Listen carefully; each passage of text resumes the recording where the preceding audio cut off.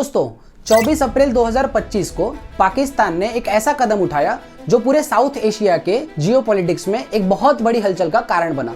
उसने 1972 के शिमला एग्रीमेंट को सस्पेंड कर दिया। ये फैसला पहलगाम में हुए एक भयानक आतंकवादी हमले के तुरंत बाद आया जिसमें 26 निर्दोष पर्यटक मारे गए। लेकिन दोस्तों, क्या है ये शिमला एग्रीमेंट जिसे पाकिस्तान ने सस्पेंड कर दिया है? दोस्तों, एक बार सोचिए, एक मुल्क जो दो टुकड़ों में बंट चुका हो, एक तरफ आज़ादी की लड़ाई लड़ते हुए लोग और दूसरी तरफ एक डिक्टेटरशिप का जुल्म। 1971 का वो साल था जब पूरा इंडियन सबकॉन्टिनेंट एक ऐसी आग में जल रहा था जिसमें सिर्फ जंग ही एक जवाब था। ईस्ट पाकिस्तान के लोग आज़ादी के लिए लड़ रहे थे, हर गली में मुक्ति वाहिनी के स्लोगन्स गूंज रहे थे। तभी पाकिस्तानी आर्मी ने शुरू किया ऑपरेशन सर्चलाइट, एक ऐसा ऑपरेशन जिसमें हजारों लोगों की जान गई। और इसी जुल्म के जवाब में भारत ने एक ऐसा फैसला लिया जिसने पूरी दुनिया का मैप ही बदल दिया। 1971 का इंडो पाकिस्तान वॉर सिर्फ एक जंग नहीं थी, ये एक नए देश बांग्लादेश के जन्म की कहानी थी। पाकिस्तान के 90,000 से ज़्यादा सोल्जर्स ने सरेंडर किया। ये भारत के लोगों के लिए एक बहुत बड़ी जीत थी। मगर ये कहानी यहीं ख़त्म नहीं हुई। जंग के बाद शांति की ज़रूरत थी, लेकिन दोस्तों, शांति भी एक जंग ही है। एक टेबल पर बिना तलवार के लड़ी जाने वाली एक जंग। शिमला हिमाचल प्रदेश में 1972 में हुई वो हिस्टोरिक मीटिंग जिसमें इंदिरा गांधी और जुल्फिकार अली भुट्टो ने मिलकर साइन किया शिमला अग्रीमेंट। ये अग्रीमेंट सिर्फ एक कागज का टुकड़ा नहीं था, ये एक वादा था आपस में कॉन्फ्लिक्ट्स को पीसफुली सॉल्व करने का। मगर दोस्तों, क्या ये वादा निभाया गया या फिर ये एक पॉलिटिकल ड्रामा बनकर रह गया? और सबसे बड़ा सवाल, आज के वक्त में जब पहलगाम अटैक जैसे हादसे हो रहे हैं, क्या शिमला एग्रीमेंट की रेलेवेंस अब भी है? आज हम सिर्फ हिस्ट्री के पेजेस नहीं पलटेंगे, बल्कि उसके पीछे की पॉलिटिक्स, प्रोमिसेस और बिट्रियल्स को समझेंगे। तो नमस्कार दोस्तों, मेरा नाम है रोशन झा और आप देखना शुरू कर चुके हैं स्टेप बाय स्टेप एकेडमी का यूट्यूब चैनल। ये है शिमला एग्रीमेंट की पूरी कहानी। तो दोस्तों, अगर आपको शिमला एग्रीमेंट पूरा समझना है कि ये क्यों हुआ, कैसे हुआ, क्या हुआ था, इसका बैकग्राउंड क्या था, तो सबसे पहले हमको ये समझना पड़ेगा कि इसका पूरा बैकग्राउंड क्या था। मतलब कि शिमला एग्रीमेंट क्यों इंडिया और पाकिस्तान के बीच में साइन हुआ था वो डॉक्यूमेंट में। तो हमको ये समझने के लिए हमको ना प्री इंडिपेंडेंस आना पड़ेगा। प्री इंडिपेंडेंस का मतलब होता है भारत जब आज़ाद भी नहीं हुआ था। तो बेसिकली आप देख सकते हो कि आज़ादी से पहले pre partition map of India, ये पूरा इंडिया का मैप है। आप देख सकते हो इसके अंदर इंडिया का भी रीजन है जो आज का इंडिया का रीजन है, इसके अंदर पाकिस्तान का जो आज का रीजन है वो भी है, इसके अंदर जो आज का बांग्लादेश है वो भी इंक्लूडेड है। तो कहने का मतलब ये अनडिवाइडेड इंडिया था। अगर हम बेसिकली फोकस करेंगे ना पूरे इंडिया के मैप के ऊपर, तो आप देख सकते हो कि जिस हिसाब से आज जो है ना बहुत सारा स्टेट्स है इंडिया में, उस टाइम पे ना क्या था, अलग अलग प्रोविंसेस हुआ करते थे। जैसे कि आज का जो उत्तर प्रदेश है वो पहले यूनाइटेड प्रोविंसेस हुआ करता था। आज का जो महाराष्ट्र स्टेट है वो पहले बॉम्बे प्रेसिडेंसी हुआ करता था। आज का जो तेलंगाना वाला रीजन है वो पहले हैदराबाद हुआ करता था। आज का जो कर्नाटक वाला रीजन है वो पहले मैसूर। तो अलग अलग प्रोविंसेस में ये पूरा इंडिया जो है वो डिवाइडेड था। अब जाहिर सी बात है, अलग अलग प्रोविंसेस था तो इसके अंदर अलग अलग भाषाएं बोली जाती होंगी, इसके अंदर अलग अलग कल्चर फॉलो किए जाते होंगे, इसके अंदर अलग अलग ट्रेडिशंस फॉलो किए जाते होंगे। तो बहुत सारे अलग अलग कल्चर्स थे, ट्रेडिशंस थे, भाषाएं मतलब लैंग्वेजेस थी। तो इंडिया जो है वो कुछ इस प्रकार का था, ठीक है। उसके बाद हम आते हैं, अब ये जो बेसिकली शिमला एग्रीमेंट किया गया था, इसके पूरे फसाद का जो जड़ था वो जो आज का बांग्लादेश है, ये जो बंगाल का रीजन आप लोग देख सकते हो ना, वो फसाद का जड़ जो था वो ये था। तो बेसिकली हम थोड़ा सा बांग्लादेश, मतलब जो आज का उस टाइम का बंगाल था, आज का जो बांग्लादेश है, उसके बारे में थोड़ा सा बैकग्राउंड समझते हैं, ठीक है। ये जो बंगाल का रीजन था ना, यहाँ पे हमेशा से जो मुस्लिम लोग हैं वही रहा करते थे। ज़्यादातर जो पॉपुलेशन था वो मुस्लिम्स का ही हुआ करता था। तो जाहिर सी बात है वहाँ पे राज भी कौन करेगा, कोई मुस्लिम लीडर ही राज करेगा। तो सबसे पहले जो यहाँ पे राज किया था वो किया था मोहम्मद बख्तियार खिलजी ने। कब? 13th सेंचुरी में, मतलब 1250 के आसपास उसने उधर अपना राज स्थापित किया था, इस्टेब्लिश किया था। उसके बाद धीरे धीरे बहुत सारे मुस्लिम लीडर्स ही वहाँ पे ये हुए थे लेकिन भले यहाँ पे मेजॉरिटी जो है वो मुसलमानों की थी, लेकिन मल्टीकल्चरलिज्म आप देख सकते हैं, मल्टीकल्चरलिज्म यहाँ पे फॉलो किया जाता था। मल्टीकल्चरलिज्म का मतलब होता था कि यहाँ पे ना भले मुस्लिम लीडर्स थे, भले मुस्लिम का मेजॉरिटी पॉपुलेशन था, लेकिन बहुत सारे अलग अलग धर्मों के लोग, अलग अलग पंथों को मानने वाले लोग इधर पीसफुली रहा करते थे। पहले इतना जो बंगाल का रीजन था वो इतना ये नहीं था, हिंसात्मक नहीं था जितना आज हो गया है, ठीक है। एकदम पीसफुली सब रहा करते थे उस टाइम पे, ठीक है। उसके बाद आपको पता है, मैं आपकी जानकारी के लिए बता दूं कि जो ब्रिटिशर्स थे वो इंडिया में लगभग कब आए थे? 1757 को इंडिया में आए थे। और आपको ये जान के भी आश्चर्य होगा, सबसे पहले जो ब्रिटिशर्स इंडिया में आए थे वो बंगाल में ही आए थे। बंगाल सी, जो समुद्र का रास्ता है, बे ऑफ बंगाल, वहाँ से वो लोग ने बंगाल में एंट्री किया था, बाद में अपना वहाँ पे पूरा एकदम पैर जमा दिया। तो बंगाल में उनके जो ब्रिटिशर्स थे उन्होंने अपना रूल कब टेक ओवर किया? तो 1757 में अपना रूल वहाँ पे बंगाल में इस्टेब्लिश किया ब्रिटिशर्स ने, अंग्रेज़ों ने। आपको पता है कि इंडिया जो है वो आज़ाद कब हुआ था? 1947 में। तो 1757 से लेके 1947 तक जो यहाँ पे बंगाल रीजन के ऊपर किसने राज किया? तो ब्रिटिशर्स का हुकूमत था, उन्होंने यहाँ पे राज किया। उसके बाद क्या हुआ आपको पता है? 1947 में इंडिया और पाकिस्तान को डिवाइड कर दिया गया धर्मों के आधार पे। मतलब ऐसा बोला गया, वैसे तो इंडिया हमेशा से बोलता है कि हम सेक्युलर है। सेक्युलर का मतलब होता है कि इसमें जितने भी अलग अलग धर्म के लोग हैं वो बिंदास रह सकते हैं, कोई प्रॉब्लम नहीं है, ठीक है। लेकिन पाकिस्तान का आपको पता है, मोहम्मद अली जिन्ना का 2 नेशन थियरी जो था उसमें क्या था कि मुसलमान जो है उनको एक अलग देश चाहिए। तो जाहिर सी बात है कि यहाँ पे भी बंगाल रीजन में भी जो मुस्लिम पॉपुलेशन था वो ज़्यादा होने की वजह से पाकिस्तान को 2 हिस्सा मिला। हमको 1 हिस्सा मिला, पाकिस्तान को 2 हिस्सा मिला, छोटा छोटा। तो ये जो हिस्सा आप देख रहे हो यहाँ वाला, इसको बोला गया वेस्ट पाकिस्तान, ठीक है। और ये जो हिस्सा बंगाल का रीजन था उसको बोला गया ईस्ट पाकिस्तान। अच्छा, पूरा का पूरा जो है बंगाल का रीजन नहीं आ गया उसके अंदर। उसमें जो वेस्ट बंगाल का हिस्सा था ना वो आज तक इंडिया में ही है, जिसकी चीफ मिनिस्टर ममता बनर्जी है, वेस्ट बंगाल, पश्चिम बंगाल। तो इसको बोला गया ईस्ट पाकिस्तान और इसको बोला गया वेस्ट पाकिस्तान। ऐसा करके 2 हिस्सों में पाकिस्तान को डिवाइड किया गया। तो लेकिन प्रॉब्लम ये था ना कि अगर आप देखोगे भी ना इस मैप को, तो वेस्ट पाकिस्तान और ईस्ट पाकिस्तान के बीच में एक बहुत बड़ा गैप है, लगभग 1500 किलोमीटर का डिस्टेंस है। 2 देश है, मतलब एक ही देश है, इतना ज़्यादा डिस्टेंस है दोनों के बीच में, तो वो कैसे चल सकता है? जाहिर सी बात है आगे जाके प्रॉब्लम तो होना ही था, ठीक है। तो आगे क्या हुआ कि धीरे धीरे मैं आपको एक चीज़ बताऊं कि वेस्ट पाकिस्तान के लोग जो है ज़्यादातर उर्दू बोला करते थे। और मोहम्मद अली जिन्ना जो थे उन्होंने क्या बोला था कि उर्दू जो है वो ही पाकिस्तान का प्रोमिनेंट लैंग्वेज होगा, प्राइमरी लैंग्वेज होगा, फर्स्ट लैंग्वेज होगा। तो जाहिर सी बात है, और मैंने आपको पहले ही बताया था कि जो ईस्ट पाकिस्तान के लोग हैं वो लोग ज़्यादातर बंगाली लोग थे। भले इस्लाम को फॉलो करते थे, मुसलमान थे, लेकिन वो लोग क्या कौन सा भाषा बोला करते थे? तो बंगाली भाषा बोला करते थे। उनको अपने भाषा पे बहुत प्राइड था, बहुत गर्व था। तो हमेशा से क्या होता था ना कि पाकिस्तान एक देश है, उसमें जाहिर सी बात है कि जैसे इंडिया है तो इंडिया में उत्तर प्रदेश को उतना ही महत्व दिया जाता है जितना कि केरला को दिया जाता है। तो हर स्टेट्स का अपना अपना इंपॉर्टेंस होता है। ऐसा नहीं कि इसके साथ भेदभाव किया जाएगा, इसको ज़्यादा फंड दिया जाएगा, ऐसा नहीं होता था। लेकिन उस टाइम पे क्या था ना कि वेस्ट पाकिस्तान के पास ही सारा रिसोर्सेज था। मतलब वहाँ का पार्लियामेंट से लेके वहाँ जितने भी बड़े बड़े पोजीशंस थे, जैसे prime minister, president, army chief, navy chief, जितने भी हाई कमिश्नर्स थे, सारे उर्दू भाषा बोलने वाले लोग और सारे ही वेस्ट पाकिस्तान के लोग हुआ करते थे। जबकि ऐसा नहीं कि ईस्ट पाकिस्तान के लोग टैक्सेस नहीं भरा करते थे, टैक्स भी भरते थे, सब कुछ भरते थे। लेकिन इनके साथ क्या होने लगा था? भेदभाव होने लगा था आज़ादी के तुरंत बाद से ही। उसके बाद आप जानते हो कि 1965 में इंडिया और पाकिस्तान के बीच में एक बहुत बड़ा युद्ध होता है। उसका कारण अभी हम लोग ज़्यादा डिस्कस नहीं करेंगे, नहीं तो वीडियो लंबा हो जाएगा। वो जो वॉर हुआ इंडिया और पाकिस्तान के बीच में, तो जाहिर सी बात है कि वेस्ट पाकिस्तान जो था उस टाइम पे वो ज़्यादा ध्यान किसके ऊपर दे रहा था? वॉर के ऊपर ध्यान दे रहा था 1965 के आसपास। तो पूरा रिसोर्सेस कहाँ खर्चा हो रहा था उसका? वॉर के अंदर खर्चा हो जा रहा था। तो उसके बाद क्या हुआ ना कि ईस्ट पाकिस्तान के लोगों के ऊपर और ध्यान नहीं दिया गया, लोग भूखमरी के कारण मरने लगे। मतलब बहुत सारा प्रॉब्लम्स ईस्ट पाकिस्तान में खड़ा होने लगा। तो उसी टाइम पे ना वहाँ की एक पॉलिटिकल पार्टी थी जिसका नाम था आवामी लीग।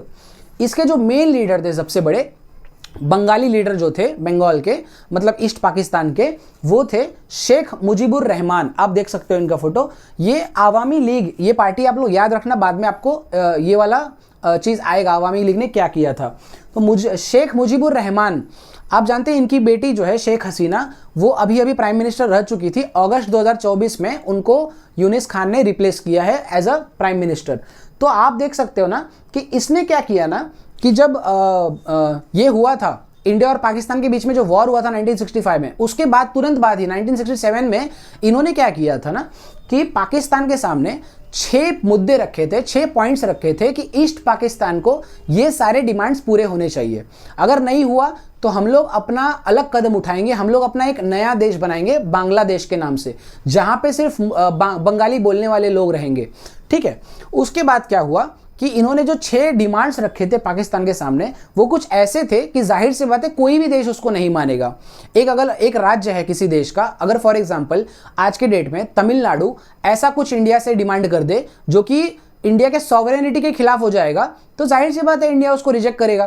तो इन्होंने भी क्या किया था, ऐसे कुछ जानबूझ के मांगे रखी थी ताकि पाकिस्तान इसको रिजेक्ट करे और फिर हमको मौका मिले प्रोटेस्ट करने का, और फिर हमको मौका मिले अलग कदम उठाने का और हम लोग अलग हो जाएं पाकिस्तान से। तो इन्होंने क्या क्या इसमें डिमांड्स रखा था। जो पहला डिमांड रखा था वो ये था कि हमको अपना अलग गवर्नमेंट चलाने के लिए चाहिए। ऐसा नहीं होना चाहिए कि उनका कहने का मतलब ये था कि इलेक्ट हम लोग को हमारे लोग कर रहे हैं, लेकिन राज आप लोग वेस्ट पाकिस्तान से बैठे बैठे हमारे ऊपर कर रहे हो। इलेक्शन यहाँ होगा, यहाँ के लोग ही, यहाँ के लीडर्स ही बंगाल के ऊपर राज करेंगे। पहला मांग ये था।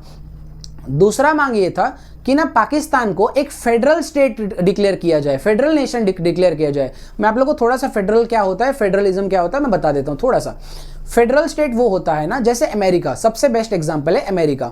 अमेरिका एक देश है जिसके अंदर लगभग 50 स्टेट्स हैं। उसके अंदर हर स्टेट का अपना अपना कानून है, नियम है, लॉ है, संविधान अलग अलग है, हर स्टेट का अपना अपना। यहां तक कि आपको आश्चर्य होगा कि अमेरिका का एक झंडा है, लेकिन हर स्टेट अपना अपना भी झंडा वहां पे फहराते हैं। प्राधान्य दिया जाता है सबसे किसको, अमेरिका के झंडे को, लेकिन हर स्टेट का अपना अपना, सब कुछ उनका अपना अपना है। ठीक है, तो वैसा क्या होता है कि जो सेंट्रल गवर्नमेंट है, उनके पास मेन जो चीज़ें हैं वो होती हैं, जैसे कि क्या, डिफेंस का जो चीज़ होता है, टेलीकम्युनिकेशन का जो चीज़ होता है वो होता है, और बाकी हर स्टेट अपना अपना जैसे उसको चलाना है वैसे वो चला सकता है। ठीक है, उसके बाद तो ईस्ट पाकिस्तान के शेख मुजीबुर रहमान का जो 6 पॉइंट प्रोग्राम था, उसके अंदर सेकंड डिमांड यही था कि हमको एक फेडरल स्टेट बना दो ताकि पूरा का पूरा कंट्रोल हम लोग अपने आप के ऊपर कर सके, खाली आप लोग क्या करो, डिफेंस अपना संभालो। ठीक है, डिफेंस में भी उन्होंने क्या बोल दिया था कि उनका थर्ड एक मांग ये था कि मिलिट्री ट्रूप जो होना चाहिए वो ईस्ट पाकिस्तान का ही होना चाहिए, मतलब हमारा एक अलग मिलिट्री ग्रुप होना चाहिए, आप लोग का अलग रहेगा चलेगा। ठीक है, उसके बाद उन्होंने क्या बोला था कि हमारे यहाँ पे करेंसी भी 2 चाहिए हमको, मतलब बांग्लादेश, ईस्ट पाकिस्तान के लिए अलग करेंसी, वेस्ट पाकिस्तान के लिए अलग करेंसी, ये बोला गया था। और क्या पॉइंट बोला गया था, फोर्थ पॉइंट, कि भाई जो हमारे लोगों से टैक्स आप कलेक्ट कर रहे हो, पूरा का पूरा जाके खर्चा कर रहे हो वहां पे, तो ये नहीं चलेगा, ये हमारे साथ भेदभाव हो रहा है। तो आप लोग क्या करो कि जितना टैक्सेस हमारे ऊपर कलेक्ट कर रहे हो ना, हमारे से कलेक्ट कर रहे हो, हमको ही कलेक्ट करने दो, और हम लोग अपने ही लोग, स्टेट के लोगों के लिए इस्तेमाल करेंगे, ईस्ट पाकिस्तान के लिए लोगों के लिए इस्तेमाल करेंगे। दरअसल बात यह था ना कि चूंकि ईस्ट पाकिस्तान जो है वो बंगाल की खाड़ी यानी बे ऑफ बंगाल से सटा हुआ था, तो वहां पे ना मत्स्य पालन यानी फिशरीज का बहुत बड़ा एक व्यापार चलता था और ट्रेड भी बहुत आसान था। तो ये सारा, तो ईस्ट पाकिस्तान से पैसा बहुत जनरेट हो रहा था क्योंकि पॉपुलेशन भी ज़्यादा था, तो टैक्सेस कलेक्ट करके वहाँ की वेस्ट पाकिस्तान के लोग क्या कर रहे थे, लीडर्स क्या कर रहे थे, वहाँ उसको ज़्यादा इस्तेमाल कर रहे थे और यहाँ के लोगों के ऊपर ज़्यादा ध्यान नहीं दे रहे थे। तो ये सारा कुछ डिमांड्स था जो कि जाहिर सी बात है कि पाकिस्तान मानने वाला नहीं था। तो वेस्ट पाकिस्तान के लीडर्स ने इसको क्या किया, सारे के सारे डिमांड्स को रिजेक्ट कर दिया, एक भी डिमांड को वो लोगों ने नहीं माना। और ये जो डिमांड रखा था, तब उनको समझ में आ गया था वेस्ट पाकिस्तान को कि अब ये पाकिस्तान को तोड़ने का साजिश चल रहा है। तो इसके ही जुर्म में पाकिस्तान ने क्या किया, वेस्ट पाकिस्तान के लीडर्स ने, अयूब खान उस टाइम के जो प्रेसिडेंट हुआ करते थे पाकिस्तान के, उन्होंने क्या किया, ये जो शेख मुजीबुर रहमान है, इनको 1968 में पाकिस्तान को तोड़ने के खिलाफ साजिश रचने के जुर्म में अवामी लीग के बहुत सारे लीडर्स को, शेख मुजीबुर रहमान के समेत 35 लीडर्स को उन्होंने अरेस्ट करवाया, जेल में डाला। उसके बाद यहां तक तो ठीक था, ये टाइमलाइन आप लोग याद रखना, 1968 में इनको जेल में डाला गया था इनके 35 साथियों के साथ, जिसमें से जो सबसे मेन साथी थे इनके, जो कि उस टाइम के ईस्ट पाकिस्तान के बंगाली मिलिट्री ऑफिसर भी थे, उनको सर्जेंट बोला जाता था। मिलिट्री ऑफिसर, सर्जेंट का मतलब ही होता है मिलिट्री ऑफिसर। तो उनका नाम था जहूरुल हक नाम से उनका एक वहाँ के बहुत बड़े मिलिट्री ऑफिसर थे, जो कि इनके साथी भी थे, किसके, शेख मुजीबुर रहमान के साथी भी थे। उनको ना क्या किया, जिस जेल में उनको रखा गया था ना, उस जेल के एक पुलिस ऑफिसर थे, कस्टोडियन जो थे, उन्होंने उसका मर्डर कर दिया, उनको मार दिया जेल के अंदर ही। तो जाहिर सी बात है, जैसे ही ये बात जो है पूरे ईस्ट पाकिस्तान के लोग, बंगाली लोगों के बीच में फैली, तो बहुत बड़ा पूरे ईस्ट पाकिस्तान रीजन में, बंगाल रीजन में बहुत बड़ा प्रोटेस्ट हुआ। ये प्रोटेस्ट का आप लोग फोटो देख सकते हो। तो उसके बाद क्या हुआ, जब प्रोटेस्ट हुआ तो प्रोटेस्ट इतना बढ़ गया कि मतलब कि वो बेहिसाब होने लगा था। लोग जो हैं वो बेलगाम होने लगे थे, वहाँ के लोग जो हैं। तो जाहिर सी बात है, इतना ज़्यादा प्रोटेस्ट को देख के ना क्या करना पड़ा, 1969 में ना वहाँ के जो अयूब खान प्रेसिडेंट थे, उनको अपनी कुर्सी से हटना पड़ा।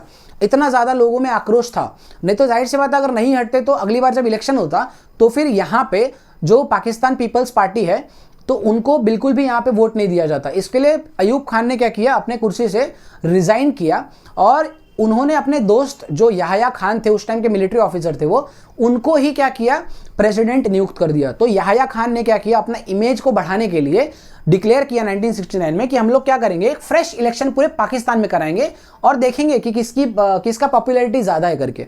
ठीक है, जो कि उसकी सबसे बड़ी भूल थी, आपको ये बाद में समझ में आएगा। ठीक है, तो 1970 में होता है इलेक्शंस पूरे पाकिस्तान में। पूरे पाकिस्तान मतलब क्या, वेस्ट पाकिस्तान का जो हिस्सा था वहाँ भी, ईस्ट पाकिस्तान जो बंगाल का रीजन था वहाँ भी इलेक्शंस होता है। इलेक्शंस में कुछ ऐसा रिजल्ट आता है जिसको किसी ने भी एक्सपेक्ट नहीं किया था, जो एकदम उलट पुलट कर दिया पूरे पार्लियामेंट को। जैसे आप देख सकते हो ना, ये पूरे 313 पूरे पाकिस्तान के पार्लियामेंट के सीट्स थे। आप लोग समझ रहे होंगे कि जैसे इंडिया में पूरे पार्लियामेंट में 545 के आसपास सीट है ना, वैसे ही पूरे पाकिस्तान में, मतलब ईस्ट पाकिस्तान का हिस्सा और वेस्ट पाकिस्तान का हिस्सा दोनों को मिला के ना 313 सीट्स था। तो जीतने के लिए लगभग 161 के आसपास सीट्स चाहिए था। जिस पार्टी को 161 के आसपास सीट्स आ जाएगा, वो पार्टी वहां पे अपनी सरकार बनाएगी पूरे पाकिस्तान में। वेस्ट पाकिस्तान के ऊपर भी राज करेगी, ईस्ट पाकिस्तान के ऊपर भी राज करेगी। तो हुआ ऐसा ना कि मैंने आपको बताया था याद रखने के लिए कि ये जो अवामी लीग है, शेख मुजीबुर रहमान वाली पार्टी, इनको 167 सीट्स मिला था। 167 मतलब ये बहुमत के आंकड़े को भी पार कर गए थे। और इतिहास में ये पहली बार हुआ था ऐसा कि किसी एक पार्टी को इतना ज़्यादा सीट्स मिला था। तो जाहिर सी बात है, वन साइड जो है वो अवामी लीग ने पूरे इलेक्शंस को जीत लिया था। अब ये ऐसा इलेक्शन था ना कि क्या हुआ था कि जो ईस्ट पाकिस्तान वाला हिस्सा था ना, उसके अंदर 169 सीट्स था। कितना, 169 लगभग सारा, मतलब 2 सीट्स को बीच में अगर आप देख लो ब्लू में, अगर 2 सीट्स को छोड़ दिया जाए तो 167 का 67 पूरा किसने जीता था, आवामी लीग ने ही जीत लिया था। तो इलेक्शंस पूरा वो जीत गया। और एक और आश्चर्य वाली बात ये थी कि आवामी लीग जो है वो वेस्ट पाकिस्तान में भी लड़ा था, लेकिन यहाँ पे उन्होंने एक भी सीट नहीं जीता था। और जो पाकिस्तान की उस टाइम की जो सबसे बड़ी पार्टी थी, पाकिस्तान पीपल्स पार्टी, आप देख सकते हो, उनको सिर्फ और सिर्फ वेस्ट पाकिस्तान में जितनी सीट्स थी ना, उसमें से सिर्फ और सिर्फ 86 सीट्स ही वो जीत पाई थी। तो जाहिर सी बात है कि अब सरकार किसकी बननी थी, आवामी लीग की सरकार बननी थी। लेकिन ऐसा होने कैसे देते, मतलब वेस्ट पाकिस्तान में जो बैठे हुए मिलिट्री ऑफिसर्स हैं, प्रेसिडेंट हैं और जो बड़े बुद्धिजीवी लोग हैं, वो लोग सोचने लगे कि भाई बंगाली लोग को बंगाली हमारे ऊपर राज करेंगे, ऐसा कैसे हो सकता है। तो जो पाकिस्तान पीपल्स पार्टी के सबसे बड़े नेता थे, आप देख सकते हो कि पाकिस्तान पीपल्स पार्टी, उनका झंडा ये है, वो हार गए थे। 86 सीट्स उनको मिला था। तो उस टाइम के जो पाकिस्तान पीपल्स पार्टी के जो सबसे बड़े लीडर थे, जो प्रेसिडेंट हुआ करते थे उस पार्टी के, वो जुल्फिकार अली भुट्टो, ये सबसे बड़े पाकिस्तान के लीडर हुआ करते थे। उन्होंने उस टाइम के जो प्रेसिडेंट थे याहया खान, इनको बोला कि एक काम करते हैं, हम लोग ना ये जो इलेक्शन का रिजल्ट आया है ना, इसमें कुछ धांधली दिखाते हुए पूरे पाकिस्तान के इलेक्शन के रिजल्ट को ही कैंसिल कर देते हैं। वो आपके पास पावर है, आप प्रेसिडेंट हो देश के, वैसा आप कर सकते हो। ये बोल देना कि आवामी लीग के लोग जो हैं उन्होंने इलेक्शंस में धांधली करवाया है। और क्या किया ये लोग ने, वैसा ही किया याहया खान ने, जैसा जुल्फिकार अली भुट्टो ने बोला, पूरे पाकिस्तान के जो इलेक्शंस हुए थे उसको कैंसिल कर दिया।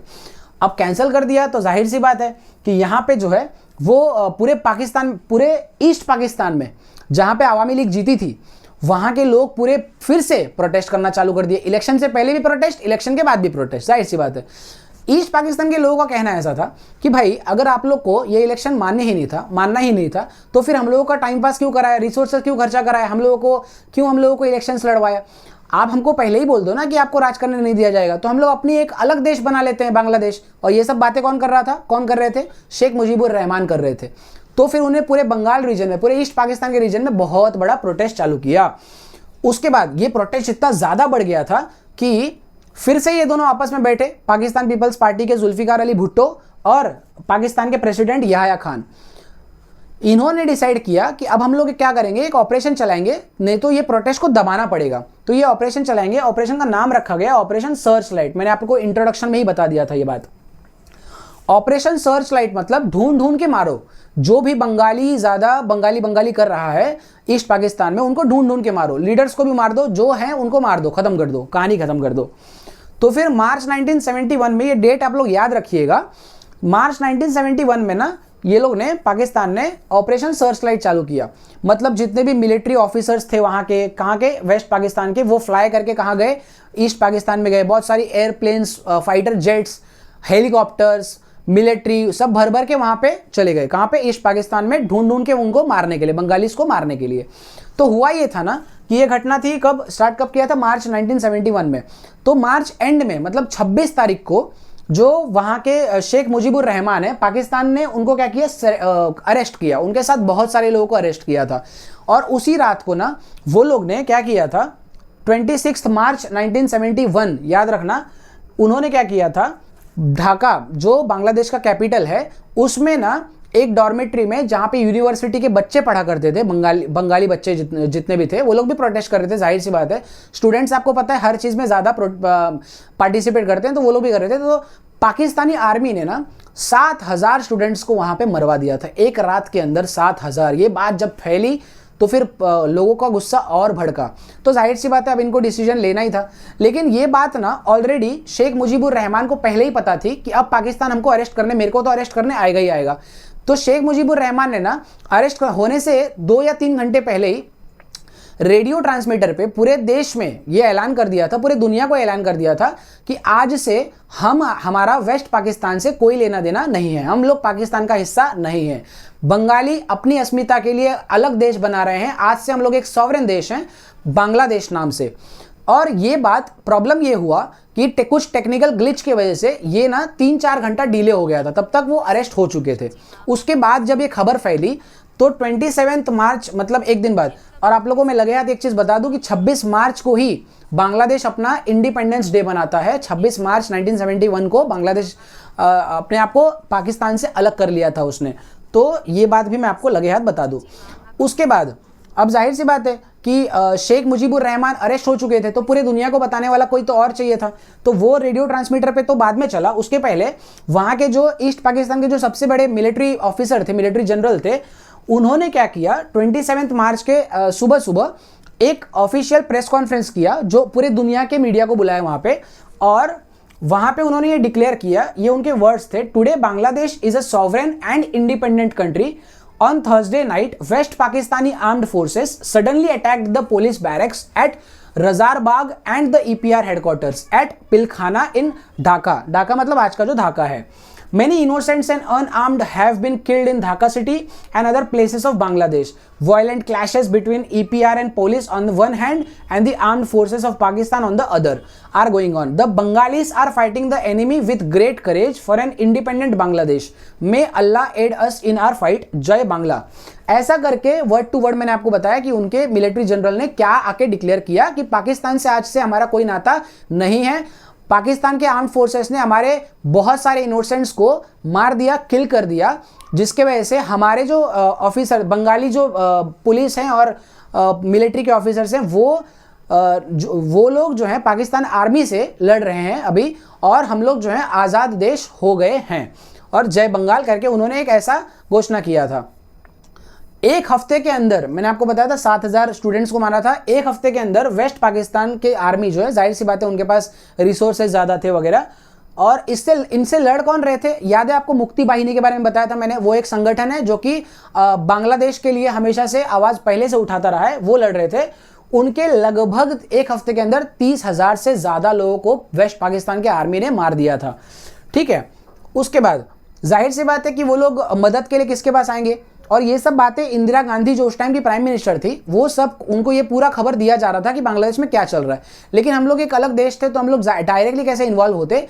फिर भी इंदिरा गांधी को ये लगा कि ये बहुत सही मौका है पाकिस्तान को थोड़ा सा झटका देने का। तो उन्होंने क्या किया ना, वो इंडिया के जो उस टाइम के आर्मी ऑफिसर थे, सबसे बड़े आर्मी चीफ थे, उनका नाम था सैम मैनिकशॉ करके। उनका एक मूवी भी आया था, आपने देखा होगा, विकी कौशल ने किया था। तो सैम बहादुर नाम से शायद मूवी आया था। तो वो जो सैम मानिकशॉ हैं आर्मी चीफ, उनको इंदिरा गांधी ने बुलाया और पूछा कि भाई आप क्या पाकिस्तान से फिलहाल के लिए वॉर करना, मतलब आप रेडी हो क्या उसके लिए। तो स्टार्टिंग में तो सैम मानिकशॉ ने बहुत सारा सिचुएशंस देख के मना किया कि नहीं अभी हम लोग रेडी नहीं है करके। लेकिन कुछ समय बाद ही वापस से सैम मानिकशॉ ने बोला कि ठीक है हम लोग कोशिश कर सकते हैं और हम लोग रिस्क ले सकते हैं करके। तो पहला काम जो सैम मानिकशॉ ने किया वो मुक्ति बाहिनी को ट्रेनिंग दिया। मतलब जाहिर सी बात है, हमारे वेस्ट बंगाल का हिस्सा तो हमारे पास था ना, तो वहाँ से बहुत सारे अपने मिलिट्री ट्रूप्स को भेजा, बहुत सारा आर्म्स भेजा, बहुत सारा इंडिया ने। लेकिन ज़मीन से सब कुछ करते गए ताकि पाकिस्तान को इसका खबर ना हो। एयरफील्ड से करेगा तो जाहिर सी बात है रेडार्स में आता है वो। तो उन्होंने क्या किया, जो मुक्ति बाहिनी था वो जो लड़ रहे थे किसके लिए, बंगाल में जो लड़ रहे थे ईस्ट पाकिस्तान में, उनके सोल्जर्स को बहुत ट्रेनिंग दिया। उसके बाद ये बात पता चली पाकिस्तान को पहले से पता था कि इसमें इंडिया का इन्वॉल्वमेंट होगा। तो वो लोग ने अपना एयरक्राफ्ट, फाइटर जेट्स बहुत सारा रेडी रखा था। जैसे ही ये बात उनको पता चली, वो लोग ने क्या किया, पाकिस्तान ने क्या किया, पाकिस्तान ये है, इंडिया ये है। हमारा जो मिलिट्री बेसिस था, एयरफोर्स का तो बेसिस था अंबाला में था, हरियाणा में, पंजाब में था, अमृतसर में। और तो वो बहुत सारे जगह पे उन्होंने क्या किया, अटैक किया, यहाँ से अपने फाइटर जेट्स को भेज के अटैक किया हमारे एयरफील्ड। तो जाहिर सी बात है अब तो वॉर डिक्लेयर हो गया था। तो इंदिरा गांधी को तो अब ऑफिशियली हम लोग वॉर कर सकते थे।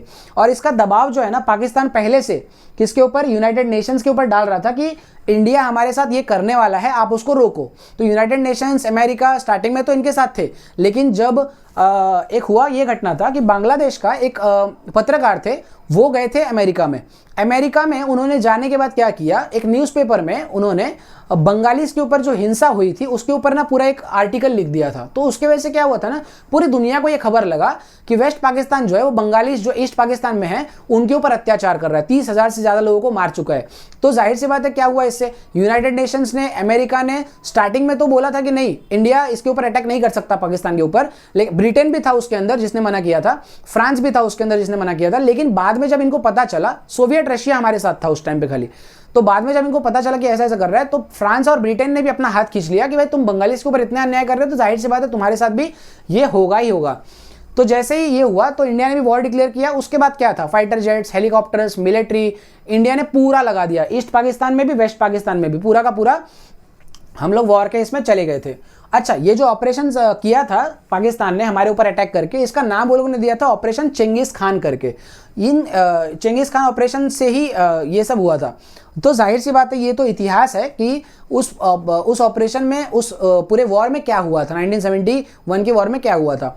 पाकिस्तान के लगभग 90,000 से ज़्यादा, 90,000 से ज़्यादा सैनिकों ने सरेंडर करना पड़ा उनको। जो उनके मेजर उस टाइम पे थे, मेजर जनरल नियाजी करके, उन्होंने इंस्ट्रूमेंट ऑफ सरेंडर, एक क्या होता है कि जब दो देश के बीच में लड़ाई होता है ना, कोई अगर देश दूसरे देश में जाता है और वो उधर से हार जाता है तो ना इंस्ट्रूमेंट ऑफ सरेंडर साइन किया जाता है। उसमें ये यूनाइटेड नेशंस के द्वारा बताया गया है कि भाई वो लोग अपना देश, वो जो देश है वो तो ऑलरेडी हार मान चुका है, तो उनको, उनके आर्मी को, उनके जो सैनिक लोग हैं उनको आप लोग सही सलामत उनके देश में वापस जाने दो, वैसे भी आप जंग जीत चुके हो तो उनको मारना नहीं है करके। तो वो होता है इंस्ट्रूमेंट ऑफ सरेंडर। तो उन्होंने डेट याद रखिएगा, 16 दिसंबर 1971 को पाकिस्तान के मेजर जनरल ने पूरी दुनिया के सामने अपने 90,000 सैनिक को सरेंडर किया और पूरा आर्म्स रखवाया। और उसके बाद पूरी दुनिया में ये खबर फैली कि पाकिस्तान जो है वो इंडिया से वॉर जो है वो हार चुका है। तो उसके बाद क्या हुआ, अगले ही साल ना क्या हुआ कि पाकिस्तान को ये समझ में आ गया था कि इंडिया से हम लोग फिलहाल मुकाबला नहीं कर सकते। तो उसने क्या किया कि प्रस्ताव रखा कि हम लोग एक काम करते हैं, इंडिया और पाकिस्तान। अच्छा, ये बात तब तक डिक्लेयर हो चुकी थी, बांग्लादेश एक अलग देश है, उसको सबसे पहला जो देश था नेपाल या भूटान था, ये दोनों में से कोई एक देश था जिसने कि सबसे पहला ये ऑफिशियली डिक्लेयर किया कि हम लोग बांग्लादेश को एक अलग देश मानते हैं। उसके बाद इंडिया था, उसके बाद धीरे धीरे यूनाइटेड नेशंस में भी बांग्लादेश को ऐड किया गया। तो 1972 में क्या हुआ कि भारत की प्रधानमंत्री इंदिरा गांधी और वहाँ के जो प्राइम मिनिस्टर थे उस टाइम पे, जुल्फिकार अली भुट्टो, वो लोग मिले कहाँ पे, उनका मीटिंग हुआ कहाँ पे, शिमला में। शिमला कहाँ पे है, तो हिमाचल प्रदेश में, इंडिया में है। 1972 लोग में मिले तो वो लोग ने एक अग्रीमेंट किया जिसको ही बोला जाता है शिमला अग्रीमेंट करके। वो शिमला है लेकिन वो अग्रीमेंट जब साइन हुआ था तो ऑफिशियल डॉक्यूमेंट में शिमला अग्रीमेंट बोला गया था।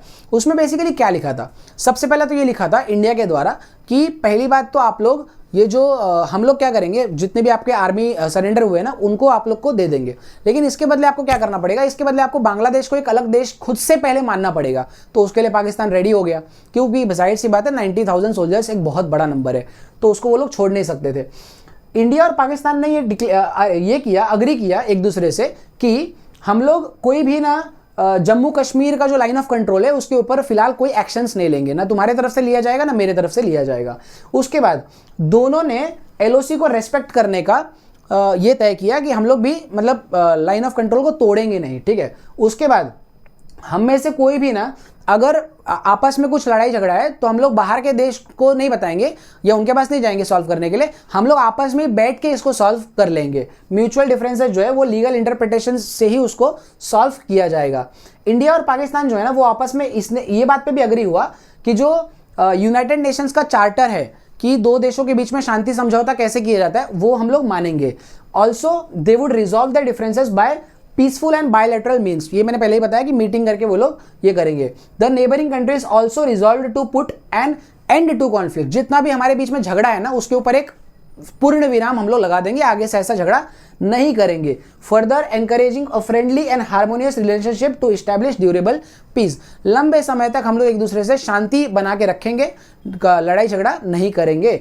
ये शिमला अग्रीमेंट में कुछ मेन प्रोविजंस थे वो किए गए थे, लेकिन आपको पता है ऑलरेडी कि पाकिस्तान जो है वो सुधरने वाला नहीं है। उसके बाद भी उसने कितने सारे हमारे ऊपर अटैक किए, चाहे वो 99 का कारगिल वॉर हो, चाहे 2008 में आप लोग पता है मुंबई हमला हो, उसके बाद भी 2013, 2016, 2018, 19, 21, 22, आज 25 में भी वो लोगों ने एक हमला किया। तो कहने का मतलब है पाकिस्तान सुधरने का नाम नहीं ले रहा है। शिमला अग्रीमेंट उसने अब क्या किया है, जैसे इंडिया ने अब उनके ऊपर क्या किया, इंडस वाटर ट्रीटी से अपने आप को खींच लिया कि हम लोग पानी हो सकता है तो हम लोग डाइवर्ट करेंगे और पाकिस्तान में पानी ज़्यादा जाने नहीं देंगे। आप लोग देख रहे हैं उसके वजह से सिंध प्रोविंसेस में आज से ही प्रॉब्लम चालू होना शुरू हो गया है। तो पाकिस्तान ने इसका जवाब में क्या किया कि वो जो शिमला अग्रीमेंट उसने साइन किया था वो लोग ने बोला कि हम लोग ये शिमला अग्रीमेंट को नहीं मानेंगे, बेसिकली हम लोग वॉर करने के लिए रेडी है तुम लोग से, ये ऐसा इनडायरेक्ट धमकी हमको उन्होंने दिया है। तो मैं उम्मीद करता हूं कि मैंने 1971 का जो वॉर था, शिमला अग्रीमेंट क्यों साइन हुआ था, उसका बैकग्राउंड क्या था, वो सारे एस्पेक्ट्स को तुम्हारे लिए कवर किया, आप लोगों के लिए कवर किया है। तो मुझे उम्मीद है कि आप लोगों को ये पसंद आया होगा। मेरा नाम रोशन झा है, आप लोग ये चैनल को सब्सक्राइब कर लेना अगर आपने नहीं किया है, और वीडियो को लाइक ज़रूर करना। ऐसे ही वीडियोज़ के लिए हमारे चैनल को देखते रहिए। Thank you so much.